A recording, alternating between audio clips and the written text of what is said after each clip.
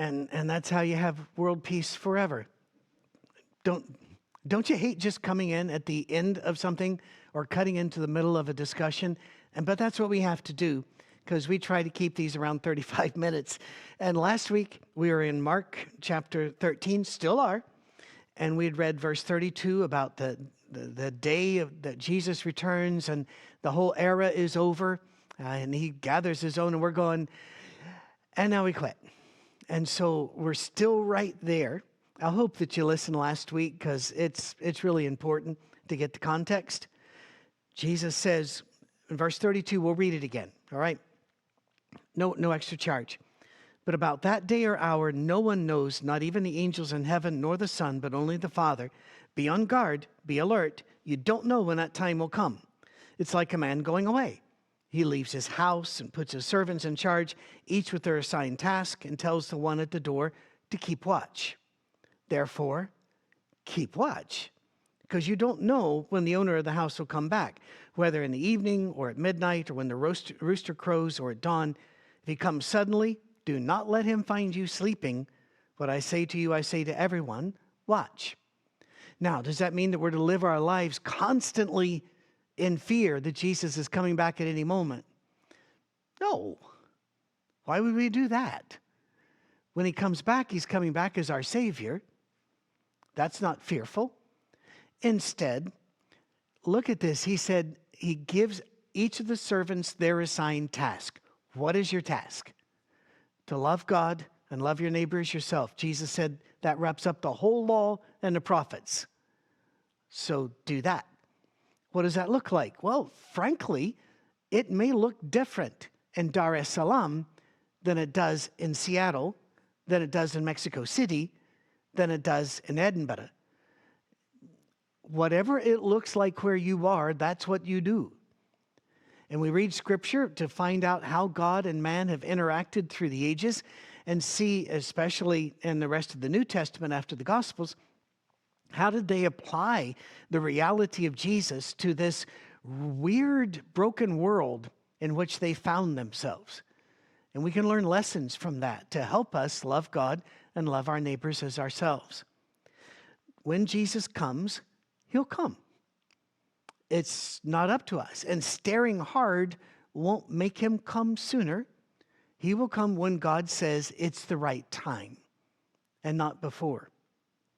Now, if you want to know more about this, as we've said in the last week, you really need to read the Matthew version, where he starts with just a big pounding of the religiously arrogant people who think they know everything and are better than the other people because their religion is more religion-y than their religion. And then he talks about these things in greater detail, Matthew chapters 23 and 24. The Olivet Discourse. And I always like to bring 23 into it as well, because you got to get beaten into some humility before you can accept the simplicity of what he is saying in 24. And I say you, I mean me. Then chapter 14. Remember, Jesus is in his last week of earthly life before the cross.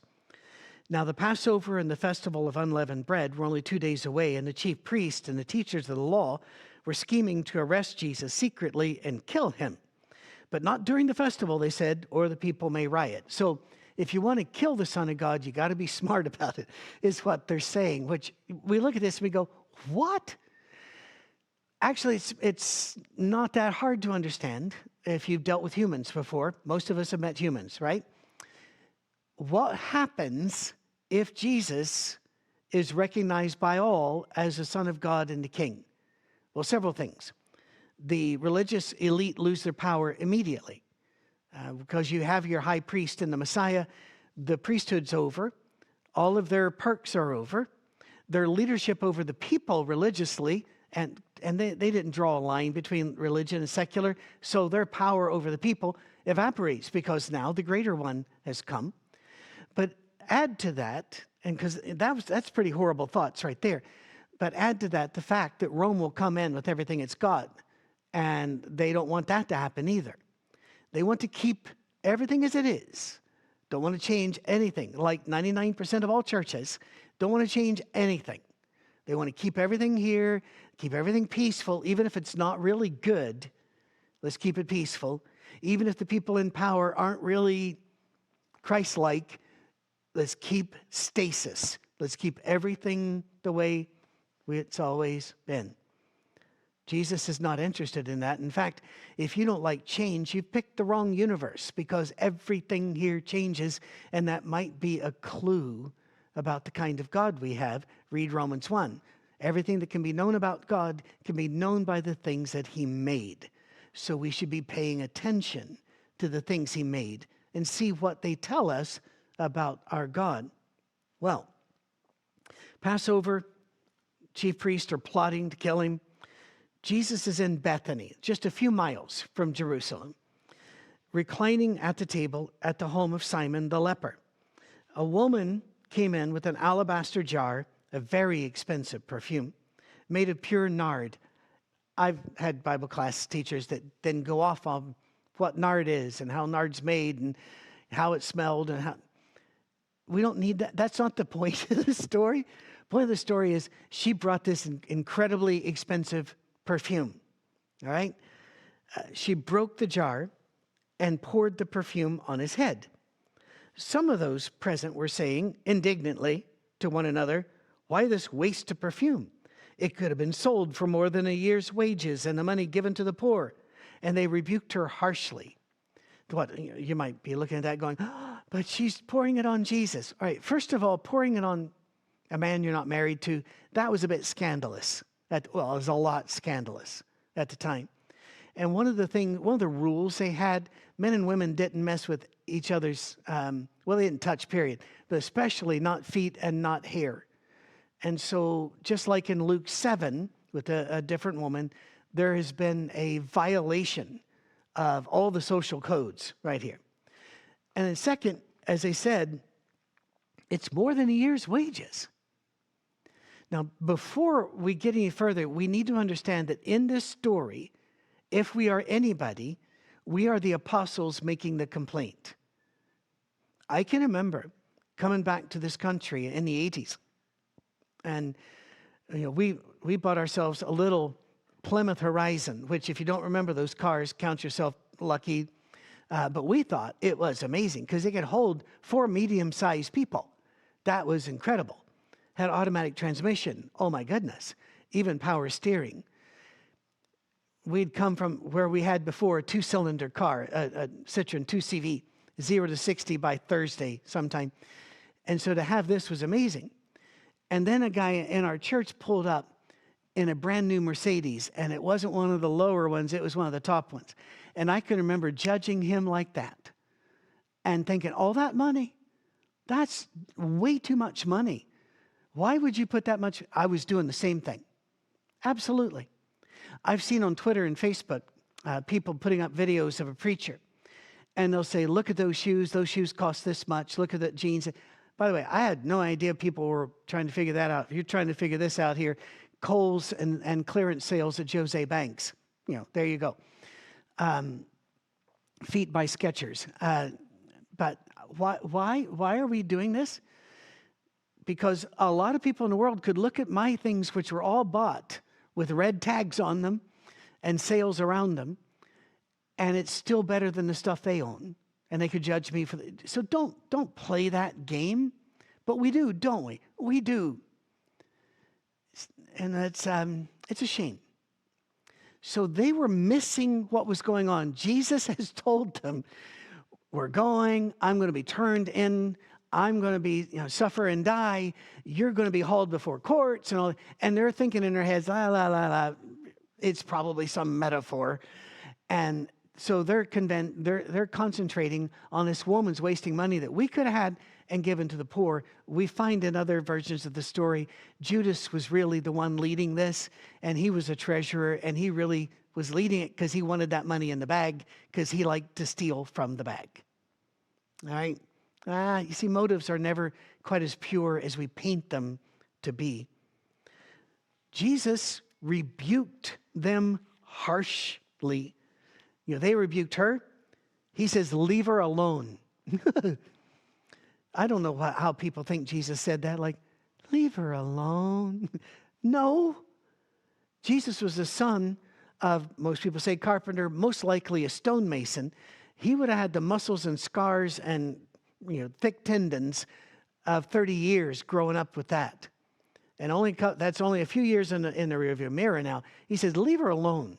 You look at the way Jesus protected women. He wasn't being some little, sweet, leave her. No.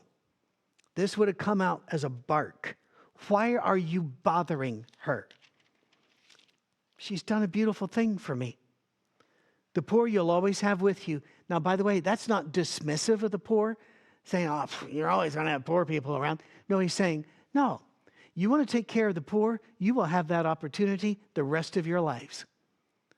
You can help them anytime you want, he says, but you will not always have me. There are priorities. When my mother fell and we knew this was going to be the end, because by the first day, she was not able to speak and she would keep talking, but the words meant nothing.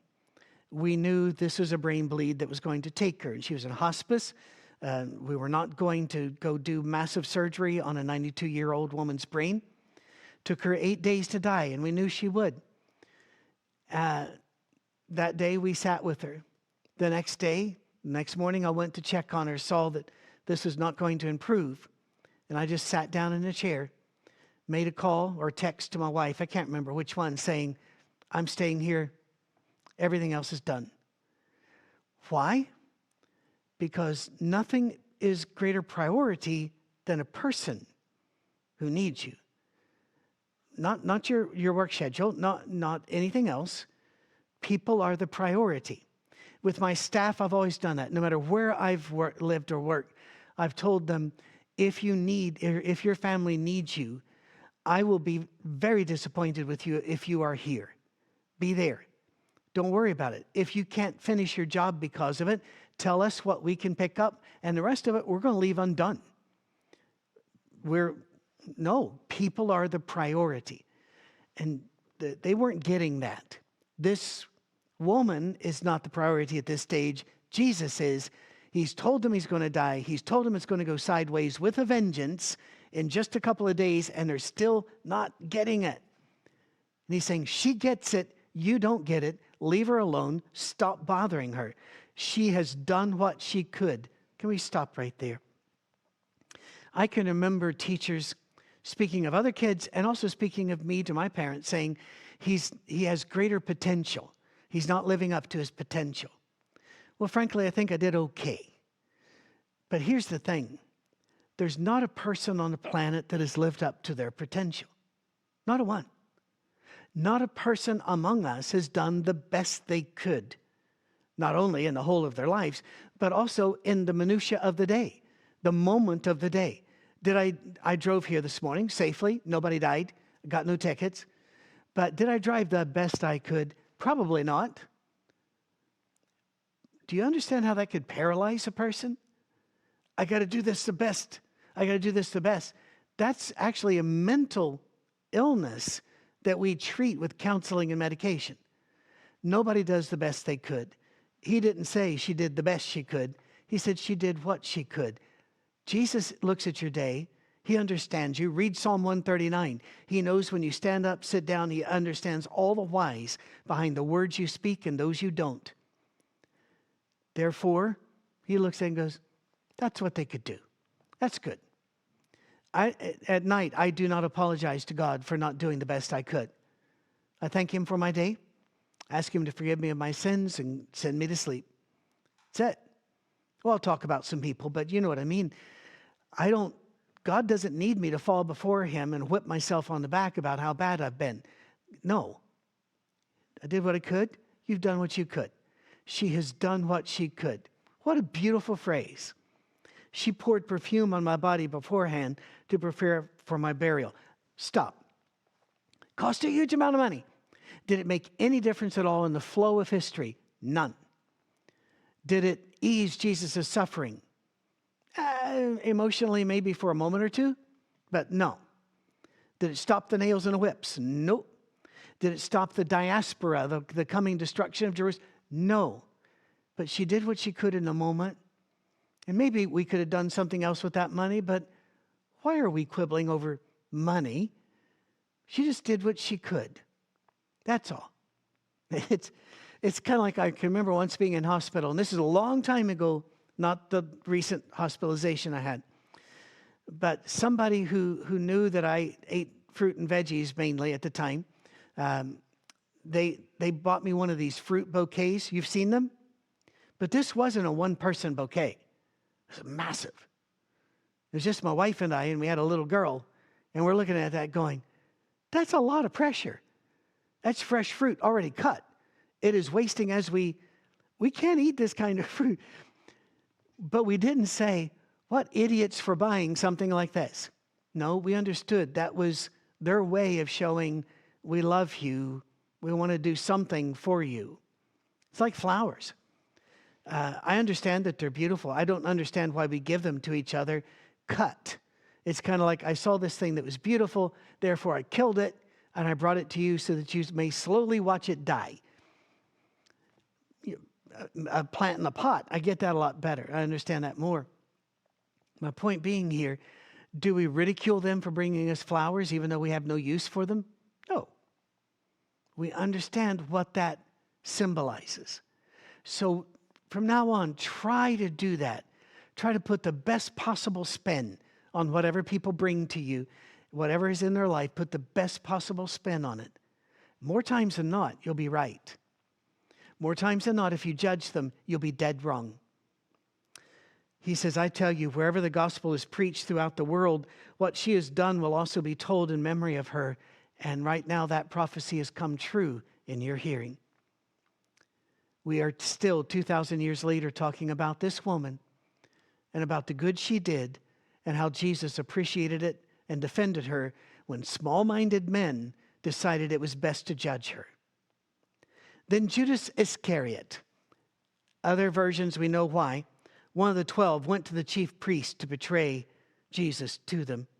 They were delighted to hear this and promised to give him money.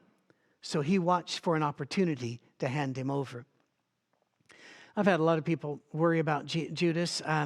Jesus Christ superstar makes him be treated unfairly by God. You know, why did you make me this way? Why, the prophecies forced me into it. A lot of people have brought that up. Jesus didn't make Judas do this. This is who Judas was. Judas just revealed who he was. Jesus was going to be betrayed some way by somebody. Judas is the one who stepped up first to do it. Why? Was he disappointed with Jesus? That's generally the thought, that he thought Jesus was going to be the great Messiah that was going to ride in on a horse and overthrow the Romans. Others believe that he went sideways because of greed. Again, he held the bag of the money and he pilfered from it. And he's betraying for money. And money can make you do very stupid things. It can make you lose your family and lose your friends and lose your very soul. So maybe that's it. I don't really know. We're not given a psychological in-depth study of Judas. But something in Judas was wrong. And it went wrong publicly. Now, on the first day of the festival of the unleavened bread, down verse 12, when it was customary to sacrifice the Passover lamb, Jesus' disciples asked him, where do you want us to go to make preparations for you to eat the Passover? Because it's kind of elaborate, takes a place. They don't have a place. So he sent two of his disciples, telling them, go into the city. Now listen to this. Listen. And a man carrying a jar of water will meet you. Follow him. Say to the owner of the house he enters, the teacher asks, where is my guest room? Where may I eat the Passover with my disciples? He will show you a large room upstairs, furnished and ready. Make preparations for us there. What?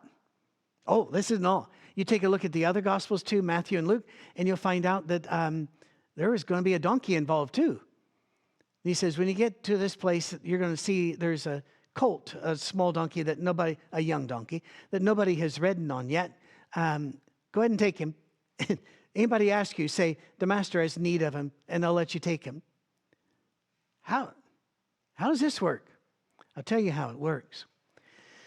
You may think that every day dawns with you just kind of at a loss in a world that's all broken and it's sliding sideways. God has prepared things in the day. Jesus had already prepared things ahead of time that they knew nothing about.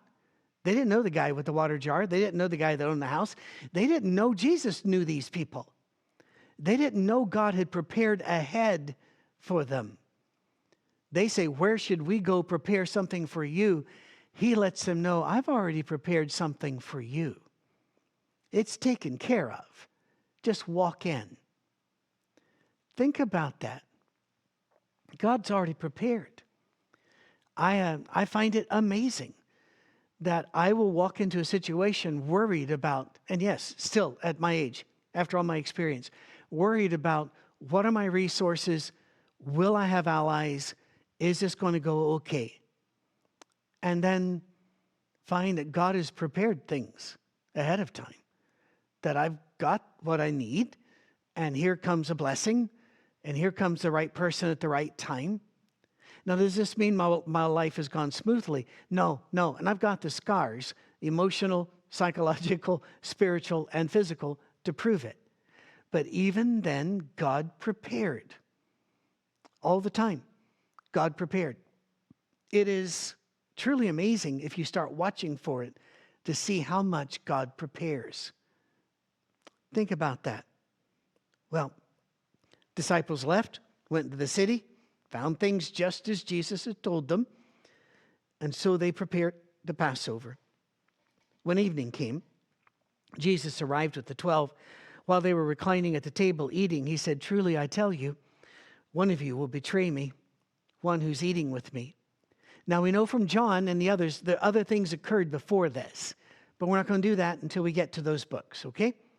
So let's just go here. First of all, this is a conversation killer, isn't it? Everybody's going Passover. It's really important. You do it certain ways, ask certain questions. It's if you watch us on Palm Sunday, we're not going to act it all out this year, but I will talk it all out and talk about how the plates are placed and how the question is asked to this person. So be with us on Palm Sunday for that. And on Easter, by the way, we're going to do a narrative. It is just the story, putting all the Gospels together, of what happened the day Jesus rose from the dead. And I think you're going to see it really comes alive when you just do it as a narrative, not a sermon. But here's our story. Look forward to that. Moving back here, they were saddened. Of course they were. And one by one they said to him, surely you don't mean me. I love that.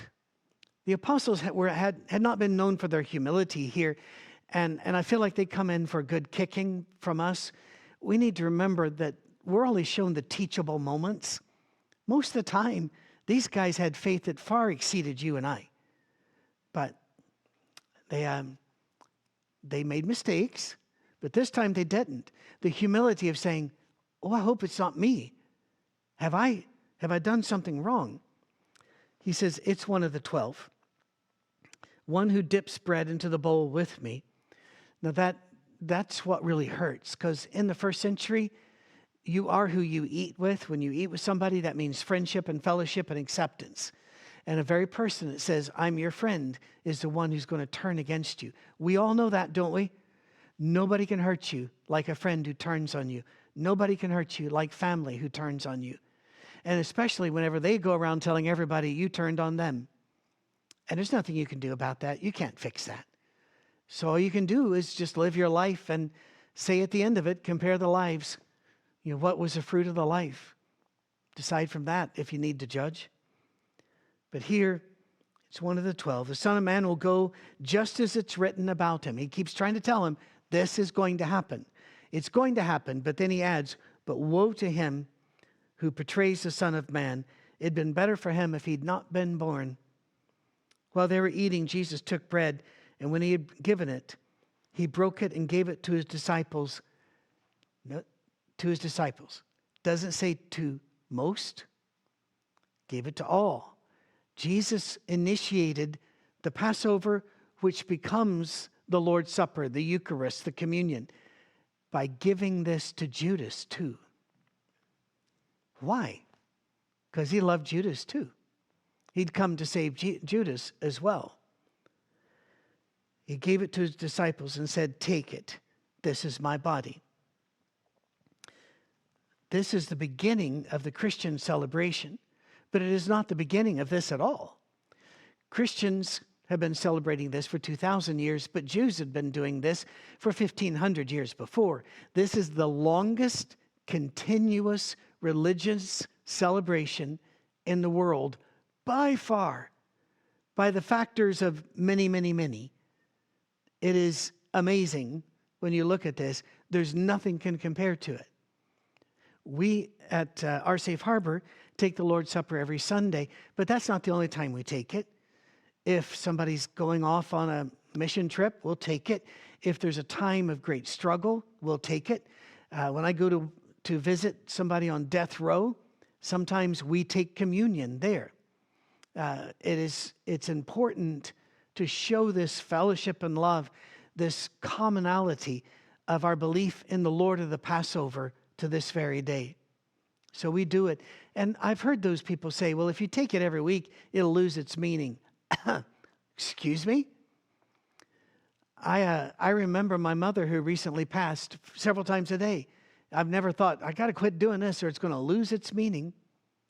I've been married to my wife for more than 44 years. And yet I still don't leave the house without giving her a hug and a kiss. It hasn't lost its meaning. It will not lose its meaning. We kiss each other every night before we go to bed. It will not lose its meaning. So there you are. He took a cup. When he'd given thanks, he gave it to them, and they all drank from it. This is my blood of the covenant, which is poured out for many. They understood pouring blood. That was an act of sacrifice, but it was never human blood. And so he's saying, I'm pouring out my blood for a sacrifice. They got that. Truly, I tell you, I will not drink it again, this cup of the Passover. They drank from that cup, by the way, several times during Passover. Again, we'll talk more about that on Palm Sunday. From the fruit of the vine until that day when I drink it new in the kingdom of God. So we will do this even in heaven. After what? The world lasts another 5 years, another 5,000 years. We are still going to commemorate this. And then when we all get to heaven, whether that's in some ethereal place or whether that's in a restored, renewed earth, there are two main theories. I don't care. And if you care, that's okay. You don't need to tell me why. Wherever it is, we're going to take this with Jesus. I just want to be where Jesus is, whether that's in the boat or on the sea, or whether that's in an ethereal heaven, or whether that's in a renewed earth. I just want to be where Jesus is. And wherever he is, we're going to take this. Isn't that cool? They sung a hymn, then they went out to the Mount of Olives. Now we'll do this, and we'll get through the next several verses. Jesus in Mark seems to be very sudden in his transitions because Mark is very episodic. Matthew and Luke work a little harder at transitions. John works a lot at that. But Mark is sermon illustrations, separate stories of Jesus. So they come, they sung a hymn, went out to the Mount of Olives. Jesus said, you'll all fall away. We're going, wow, what happened on the walk? No, he's just, other things happened. Now they're sitting down. He's talking to them and he says, you'll all fall away, for it is written, I will strike the shepherd and the sheep will be scattered. That's out of Zechariah 13. I find it fascinating that they knew Scripture so well, even before chapters and verses, that they could quote sections of it at will. But after I've risen, stop, hang on. You'll all fall away. I'll strike the shepherd, sheep will be scattered. You bad people, why are you like that? You're just faith. No, there's none of that. It's just like, it's going to happen. But after I'm risen, I'll go ahead of you into Galilee. In other words, you'll be scattered, but you'll know where to find me. There's none of this attack, none of this, you don't measure up, none of this, what kind of, I've wasted my years with, none of that. Jesus isn't like that. So you had a bad day, you had a bad year, you did some bad things. You've gone to Jesus and said, I don't even know how I did this or why, and I'm really sorry. And he's not up there going, maybe probation. Maybe if you say enough prayers enough times, and maybe if you give enough to the poor, then no, he's not like that. He's telling them they're going to fail him ahead of time. And he's going, so after you're done failing me, when you want to find me, I'll be in Galilee. There is no accusation, no attack here, no shame, no shame. I hope that every time you listen to us, you go away without any feeling of shame. We want to be a Jesus church, which means we're going to be really low on the judgment and minuscule, if any, shame. It's all about the glory and the love of Christ and how that transforms us daily and our loving God. That's what it's about. That's what we hope you get from us. Peter said, even if all fall away, I won't. I remember these days. I remember when I was a boy, we were always told the Soviets, the Russians are coming through the Fulda Gap. That's in Germany. Anybody in the military back in the day knows exactly where that is. And that's where the war will start. And then we're going to fire the nukes from here, and it's going to be an apocalypse. And we were always told, you're just close to the Russians taking over and banning all good things, including church. And then we'd be told, we're just little kids around the table. You know, if they put you up against a wall and say, do you believe in Jesus? Will you have the courage to say so? Will you be a Daniel? You know, that was another one. They were pretty harsh on this. And preachers would say, if being a Christian became a crime, would there be enough evidence against you to convict you? Yeah, that was pretty shame-based. Also fear-based. All the time, you had to look for the Russians under the beds. By the way, we have Russian people in Russia that listen to our podcast. I'd say hello to you, but I'm not really sure. Is that Das Vidanya? I don't know. Whatever it is, hi. We love you.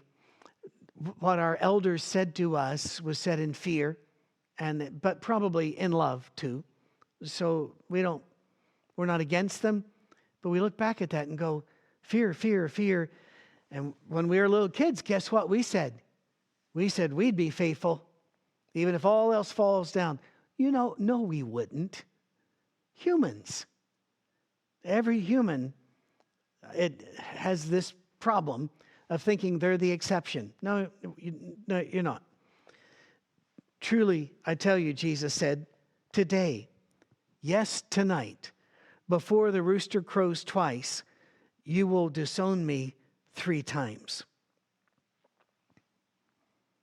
Well, that's not what Peter's probably looking for. I know you do, Peter. You got my back. You're checking my 6. What a man, Peter.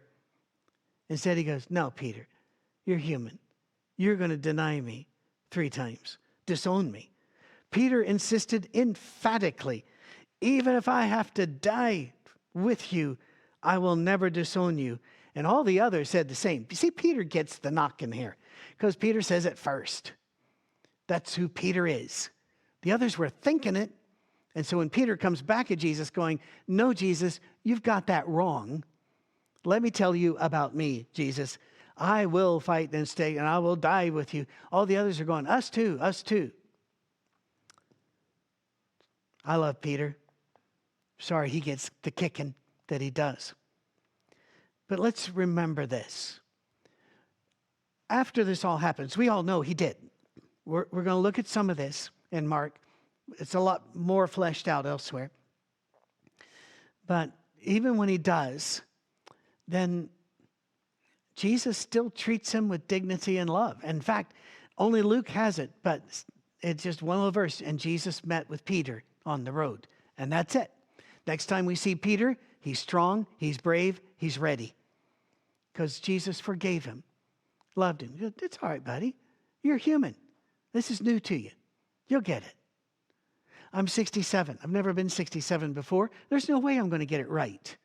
And about the time I think I might have a handle on it, I'm going to be 68, and I've never been that before, and I'm going to get that wrong too. Whatever age you are, whatever stage you are. If you've got a 4-year-old, have you had a 4-year-old before? You have? Okay. You haven't had this 4-year-old. You're not going to get it all right. It's okay. Forgiveness is built into the system. And Jesus does not forgive reluctantly. We don't have to talk him into it. He does it before we even think about it because that's who he is. Keep that in mind. We're at a natural break here, so let's take a break. See you next week, as this is for the 13th of March. And so here in just a couple of weeks, we'll have Palm Sunday and Easter. Hope you can be with us then. God bless you. We'll see you soon.